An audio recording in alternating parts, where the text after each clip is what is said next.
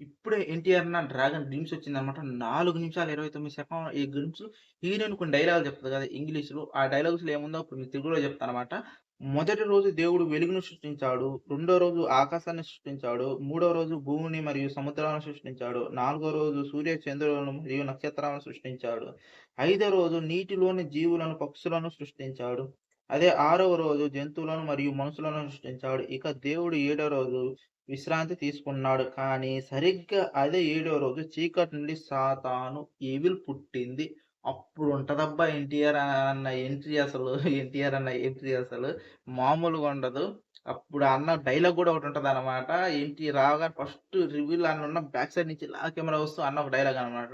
దేవుడు నాకు ఒక వరం ఇచ్చిండు. ట్రిగ్గర్ నొక్కగానే మర్చిపోయేది అని చెప్పగానే అన్న ఫేస్ వస్తది. ఇంక తర్వాత ఉంటది. అబ్బబ్బబ్బా! మామూలుగా ఉండదు. నేను రాత్రి పడుకున్నప్పుడు నా కలలో నేను చంపిన వాళ్ళ మొఖాలు రావు. నా ఇంకా మిగిలి ఉన్న శత్రువుల మొఖాలు కలలోకొస్తాయి. పొరపాటున కూడా నువ్వు నా కలలోకి రావద్దు అనే డైలాగ్ ఉంటే బీభత్సం అనమాట.